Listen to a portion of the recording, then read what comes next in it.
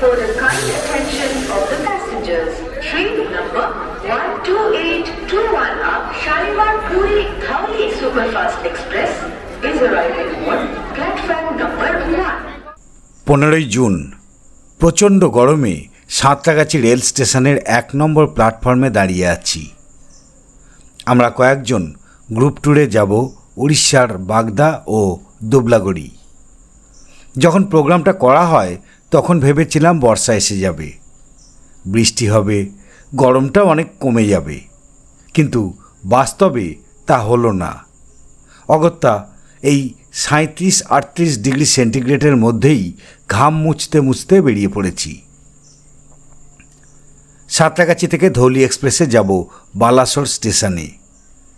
ট্রেনটা শালিমার থেকে সকাল 9:15 ছেড়ে সাঁতরাগাছি আসে সকাল 9:30।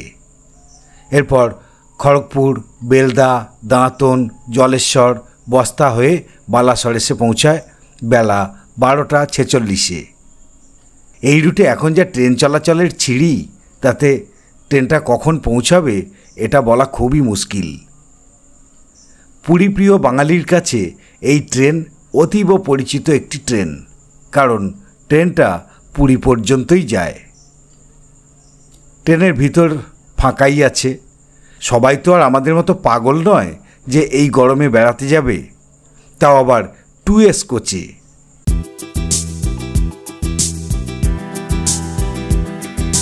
Travel with Swapnopa. Travel with Swapnopa. Travel with Swapnopa. Travel with Swapnopa. Travel with Swapnopa.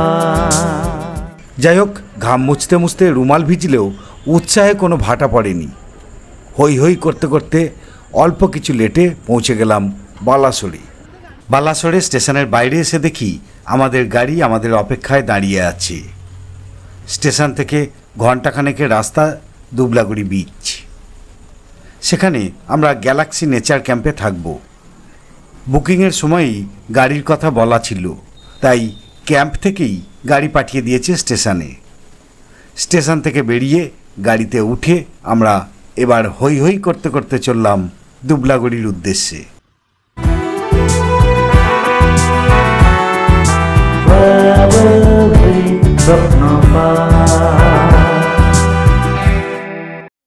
ক্যাম্পে যখন পৌঁছালাম তখন প্রায় 2 বাজে। গাড়ি থেকে নেমে সোজা চলে এলাম ম্যানেজারের কাছে। ক্যাম্পে পৌঁছানোর সাথে সাথেই সবার হাতে ধরিয়ে দেয়া হলো ওয়েলকাম ড্রিঙ্কস, একটা করে কচি ডাব। এটাই এখন সব থেকে বেশি দরকার ছিল। এখানে এসে সবাইকেই পাঠিয়ে দেওয়া হলো যার যার রুমে, আর সবার লাস্ট আমি, তো তাই আসতেই এই ডাব ওয়েলকাম ড্রিঙ্কস। এই গরমে ডাবের জল সত্যি ভীষণ কাজের জিনিস। এই একটা AC room, galaxy nature camp Dublagari. সামনে বাঁ দিকে আছে সব non AC cottage, bamboo cottage, আর সব সুন্দর করে দেয়ালে রং করা রয়েছে, ছবি আঁকা রয়েছে।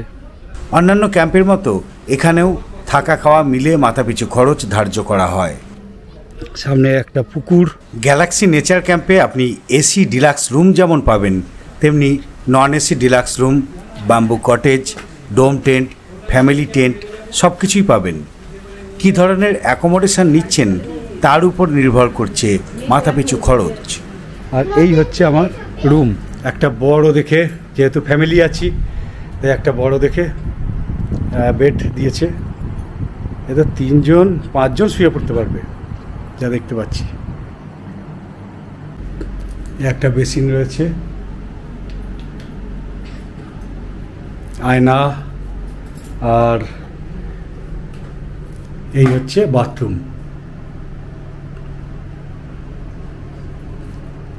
শাওয়ার রয়েছে, গরম জলের ব্যবস্থা দেখতে পাচ্ছি না, তবে কোমোড রয়েছে, বালতি, কল সবই আছে।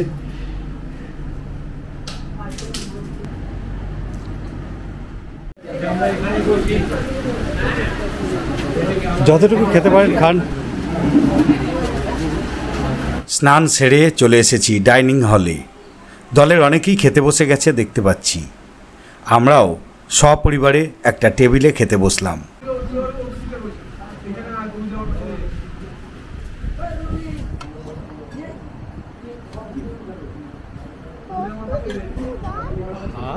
এখন 4টে বাজে। চান এখানে এসে স্নান করে তৈরি হতে হতে একটু দেরি হয়ে গেছে, ট্রেনও একটু লেট করেছিল। প্রচণ্ড খিদে পেয়েছে, খেতে বসেছি। আর খাবার যা দিয়েছে একদম ধুন্ধুমার ব্যাপার। এই ভাত, এখানেতে রয়েছে ভাত, স্যালাড রয়েছে, আলু ভাজা, এখানেতে চাটনি দেওয়া রয়েছে। আর এইখানে রয়েছে অনেক কিছু, যেমন ডাল রয়েছে, আলু কপি, আলু আর পটলের তরকারি। আর এখানে নর্মালি হচ্ছে আমরা ভেটকি মাছ নিয়েছি। এখানে ভেটকির জায়গায় আপনি কাতলাও নিতে পারেন, চিংড়ি নিতে পারেন, কাঁকড়া নিতে পারেন, আবার অর্ডার করেও নিতে পারেন। এই দেখুন, এই হচ্ছে কাঁকড়া। একটা কাঁকড়াকে 2 টুকরো করে দেওয়া হয়, এরকম 4 পিসের একটা। আর এই হচ্ছে চিংড়ি, 6 পিস থাকে। এই হচ্ছে, অনেক দেরি হয়ে গেছে, খাওয়া দাওয়া স্টার্ট করে দিচ্ছি। এই যে অলোকদার জন্য আমার কিচ্ছু হচ্ছে না। না কেন? সমস্ত গন্ডগোল অলোকদা করে দিচ্ছে। অলোকদা এখন অ্যাটাচি খুলে বসেছে, পাউডার খুঁজছে। অলোকদা খুঁজে পাই না, মেয়ের জন্য সব গন্ডগোল হয়ে যায়। তো মেয়েকে নিয়ে আসলেই হয়ে যেত। হ্যাঁ, পারফিউম খুঁজছেই তো। পারফিউম, মেয়ে পারফিউম দিয়ে দিয়েছে। হ্যাঁ, চলে। আরে একটু কিপনের মতন দিচ্ছেন কেন? হ্যাঁ, শৌখিন মানুষ সি বিচেতে যাচ্ছেন। এরপরে আবার অন্ধকার হয়ে গেলে থাকা যাবে না, বিচে কোনো আলো নেই। আর ঝাউয়ের জঙ্গল দিয়ে যেতে হবে। ঝাউয়ের জঙ্গলটা আমার খুব পছন্দ। রাশি ফিল্ডে নেমে পড়েছে। এখানে উঠোন ভর্তি বালি। রাশি সেই বালি ঘাঁটতে শুরু করেছে। কিছুক্ষণের মধ্যেই আমরা বিচের উদ্দেশ্যে বেরিয়ে পড়লাম। আমাদের দলের অনেকেই আগেই বিচে চলে গেছেন।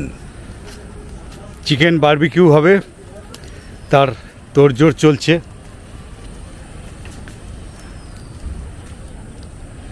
অনেক কিছু বারবিকিউই হয়, পনির বারবিকিউ হয়, চিকেন বারবিকিউ হয়, আর কি? হ্যাঁ, প্রন, চিংড়ির বারবিকিউ।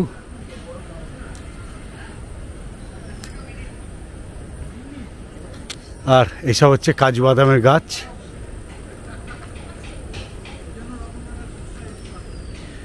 বাইরের দিকে বেশ কয়েকখানা ওয়াশরুম রয়েছে। আর এইখানে কিছু টেন্ট রয়েছে। এইসব টেন্ট শেডের নিচে, সম্ভবত এগুলো হোগলা পাতা শেড। আমরা এবং অলোকদা, প্রদীপদা আর আমার চ্যানেলের মেম্বার দেবব্রত এখন বিচে চলেছি। এই সেই বিখ্যাত ঝাউয়ের জঙ্গল। এই জঙ্গলটা আমার দারুণ পছন্দ। ঝাউয়ের জঙ্গলের মধ্যে দিয়ে পথ। সারাদিন ধরে অলোকদা আর প্রদীপদার খুনসুটি লেগেই রয়েছে। পথে চলতে চলতেও তার বিরাম নেই। অলোকদা বেড়াতে যাচ্ছে। ওই উঠিয়ে আমি স্বপ্ন আমাকে এমন তাড়া মারলো যে আমি মোবাইলটা নিয়ে আসতেই ভুলে গেলাম। আপনার মোবাইল দিয়ে এখন হবেটা কি? যাচ্ছেন তো ঘুরতে বিচে, সে হোক। তাহলে দুনিয়া শুদ্ধ লোকের সঙ্গে এখন যোগাযোগ করাটা খুব দরকার। কাকে দেখাবেন বিচ? ফটো, ছবি। ও, পাখি ডাকছে। আর সকালবেলায় কিন্তু এই জায়গাটা দুর্দান্ত লাগে। অন্ধকার হয়ে গেলে এই জঙ্গলেতে না আসাটাই ভালো, কারণ চারিদিকে তো জঙ্গল। এই জঙ্গলে সাপ থাকতে পারে, শিয়াল থাকতে পারে। যদিও আমি আগের বারে এসে শিয়ালের ডাক শুনিনি।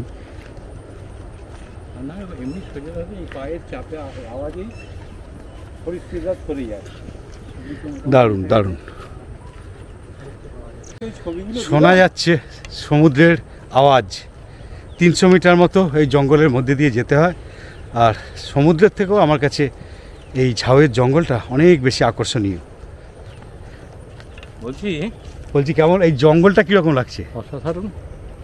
অসাধারণ। মানে এই সময়ে জঙ্গলের ভেতরে ঢোকা এটা আলাদা ইয়ে। সকালবেলায় কিন্তু আরও ভালো লাগবে। হ্যাঁ, কিন্তু এই সময়টা সকালবেলা সবাই দেখে, কিন্তু এই সময় কজন দেখে?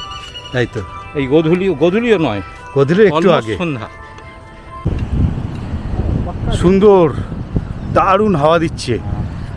যেমন দুপুরবেলাতে গরম লাগছিল, এখন কিন্তু সেই গরমটা পুরো ভ্যানিশ। মাথাটাই গরম করে দিয়েছিল, ওই ইয়েতে মাথাটাই গরম করে দিয়েছিল যে কাকে কি বলে দিচ্ছি।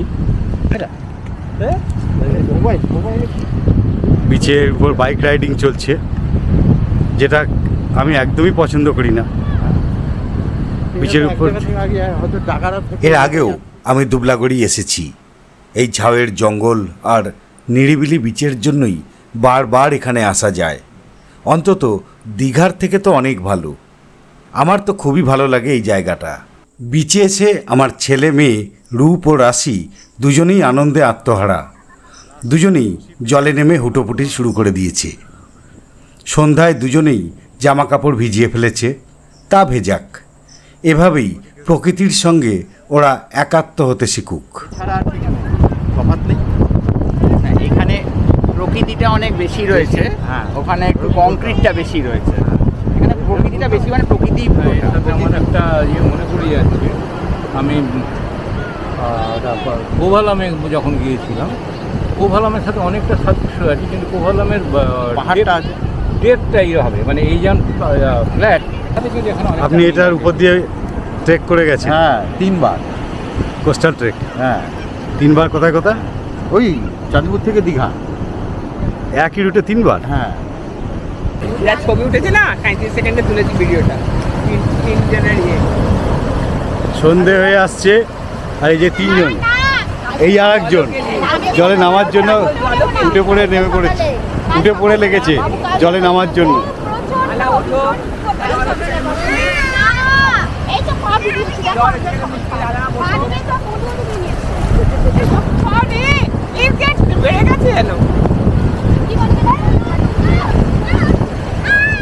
ফিরে এসেছি, ক্যাম্পে আলো জ্বলে গেছে, ঝলমল করছে।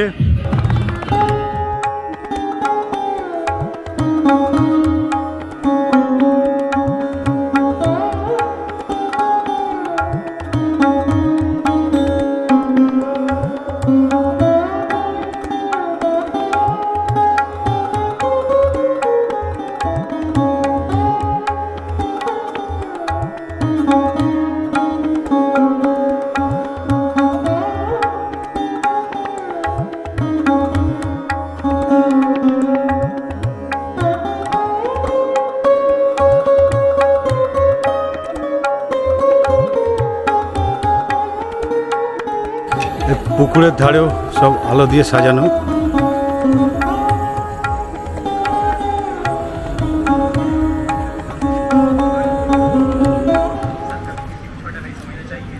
এই দিয়ে গেছে পেঁয়াজি,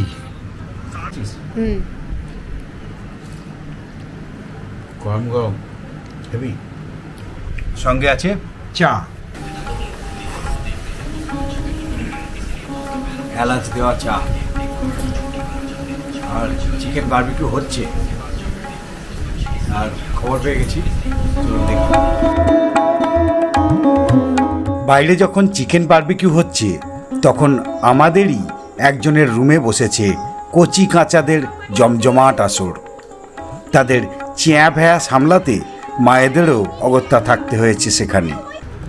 এই চলে এসছে চিকেন বারবিকিউ, তার সঙ্গে একটা, এটা কি আছে? এটা সস হচ্ছে, আর এটা স্যালাড। সস মানে কিসের ওটা? এটা হচ্ছে গ্রিন সস, লঙ্কা টঙ্কা দিয়ে, ধনিয়া পাতা আর সব রকম দিয়ে 2-3 রকম আইটেম আছে। আচ্ছা, একটা স্যালাড দিয়েছে, এইদিকে তো একটা কিছু দিয়েছে, এটা পনির পকোড়া, পনির পকোড়া, আর হচ্ছে ড্রাই চিলি চিকেন। এটা হচ্ছে ড্রাই চিলি চিকেন। এগুলো কিন্তু সবকটাই খেতে ভালো। যারা নিরামিষাশী তারা কিন্তু পনিরের বারবিকিউ বা পনিরের যে আইটেমটা দিয়েছে এটাকে খেতে পারবেন। বারবিকিউ তো বারবিকিউয়ের মতোই, ভালো বানায়ও, কিন্তু এই যে একটা চাটনিটা বানিয়েছে, এই চাটনিটার সঙ্গে কিন্তু খেতে বেশ ভালো লাগছে। সামনে তো একটু স্যালাড আছেই। ঝড় উঠেছে,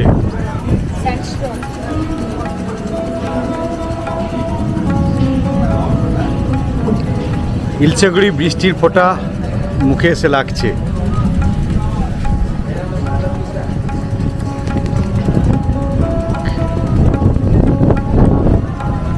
কারেন্ট চলে গেছে, তবে জেনারেটর চলছে। আর ঝড় উঠেছে ইলশেগুড়ি, আর বৃষ্টির ফোঁটা আমার চোখে মুখে এসে লাগছে। চশমা খুলে ফেলেছি, আর বিদ্যুৎ চমকাচ্ছে খুব। সব মিলে একদম ঠান্ডা ঠান্ডা কুল কুল একটা ওয়েদার।